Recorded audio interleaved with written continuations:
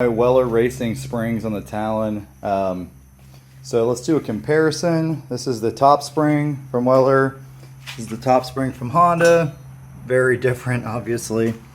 Try to move slower so you guys can handle it. The last video was too fast for some people. And here's the main spring. As you can see, it's a lot shorter and a lot thinner than the Honda spring. And it's obviously shorter because this spring's a lot taller. To take it apart, you just remove the shock. It's just 2 bolts and nuts. To get your factory springs off, you just back off your preload all the way. You could get the tool or you can use a hammer and chisel. As far as a crossover ring goes, my Weller springs came with 1 crossover ring. You need 4 of these. So I'm not sure if they were supposed to come with crossovers or if they didn't get packaged right or what happened. But here's the box they came in, and I checked everywhere. There's only one crossover in there. So I'm going to install it for now with no crossovers, but with that big of a dual rate spring on top, you do need crossovers, so I'll have to order those. So I'll have to redo this at some point, most likely. But I'm going to install the springs and hopefully really improve the ride quality. One thing I noticed taking this apart was that the factory springs were under a ton of preload. I'll give you the exact measurements when I do these, but I had to back this thing off several inches. You start to install your 2 springs, you'll quickly realize that they're too long. You have to compress them a little bit to get them on the shaft. So you back off your adjusters all the way, throw it in the vise, put a ratchet strap around it like so, strap it down a few inches, and that compresses the soft spring first, obviously, and then you can get your keeper in there. See the keeper, that snap ring? When you pop that snap ring off, it lets you take this piece off, and your shield for your shock right here bolts to these 3 mounts. This is the way I do it. Everyone will criticize it. I did this in a minute. It was literally faster than setting up my spring compressor, and it doesn't scratch up the shocks as bad. You can be real, see how I wrap it right here? That's the right way to do it. I just hooked it on there, but you could also wrap it on that this way. Hook it back down to the vise. Quick and dirty. These springs are pretty soft and they're so long. You don't have to apply that much force, and I got it together, no problem. Shock number 2 in the vise, so we're gonna measure the preload on this one because I forgot to in the last one. Real stupid. You go from about here to there. It doesn't matter where you measure as long as you're consistent. About 4 3/4 inches. So now you go until there's no pressure on the spring. Back this off so there's no pressure. Measure again, and that difference is your preload. And preload tells you how much force you have to overcome before you start getting the dampening effect of the shock and you start suppressing the suspension. Force is equal to distance compressed times the spring constant. F equals kx. So if you have 2 inches of preload, you know what the spring constants are. You can figure out how much force you got to overcome. That's the jolt you hear when you go airborne and your tires first touch the ground. These have a lot of preload on them, I can tell you. So yeah, to loosen this up though, you literally just grab this and turn it. I'm gonna put a pair of gloves on, but it's easy. There's no magic there. So I have backed it off to where there's not a whole lot of pressure on the springs. So near 0 preload. You can see that about 2 3/8 inches. It was 4 3/4 force. That over 2 inches of preload, which doesn't seem like a ton, but when you only have this little tiny dual rate spring and this massive big fat spring, that was actually a good amount of preload. It resulted in more preload than I have with the much longer springs at the fully backed off position. So I do think I'm going to end up with less preload, which is great because I like a nice cushy ride. It's kind of sad this thing rides as bad as it does stock. Honda, don't know what you're thinking. I was going to ask, how did you get that snap ring off? It's a really soft snap ring. You can pop it right off with a flat blade screwdriver. I used a piece of welding rod. There are no special tools required for this job. Maybe a ratchet strap, not sure if it's a special tool. Now all I gotta do is snap this little guy down in here, stretch it over the head of that. And you can do this with your fingers, just snap it down in there. I can't do it with one hand though. But that snaps in that groove and then it's done. So part of installing shocks, everyone's got an opinion on. How do you line up? How do you clock the 2 springs? This is how Honda had it. They were about end to end, so that's what I did. You do want to try to center them because they have some play back and forth. Otherwise this will get all cockeyed and it will rub worse on here. But you can look at it right there and see that it's a little cocked this way, right? So to undo that, you just kind of smack it over that way. And then it's a little straighter. You got to play with that. Usually I end up installing it on the machine, drive it around, and play with that clocking and that adjustment there to keep it centered as possible. But this is going to rub here, and it is rubbing on threads. But those threads are flattened on top, so it doesn't cut into them super fast. Also, before you start doing this, you should obviously clean all these threads and put some light lubricant on them. I use this, but you could use WD-40 or whatever. But definitely get them clean, probably cleaner than I have them.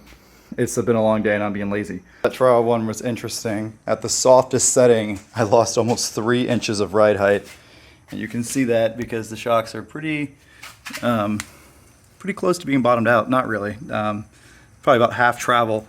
But this bar right here used to be down here, now it's up. So I did measure it, lost about 2 inches and 3/4 of ride height at the softest setting. So now I'm gonna drive it around like this, of course, to feel it, but I'm gonna start cranking it up until I find a good mix of ride height and stiffness. If I was gonna do just mudding, which with the portals, I'd probably stiffen it up some more. But for now, I'm gonna do this. Obviously, I didn't just set it down with the jack. I drove it around, let the springs settle, then came and parked it in here. These are new springs. Well, those were also new springs. But aftermarket springs tend to settle more than OEM springs. So I expect it to settle to where the axle angles are about straight. I might drive it around like this for a little while just to see how I like it. But you know, it's slammed right now. The front's a lot higher than the back. All right, so without really tweaking anything, just throwing the springs on at the softest setting, it does seem to ride a lot smoother. Feels a lot more like my Talon R did. And I'm gonna go ahead and preemptively answer all the questions you guys are gonna ask because it turns out you're not that hard to predict. Why did I do rear springs and not front and rear springs? Well, the motto is springs just hold up the car. So the reason I didn't do the front springs is because the front springs already have a good dual rate spring on the top, which means I can change preload and it's going to affect everything normally.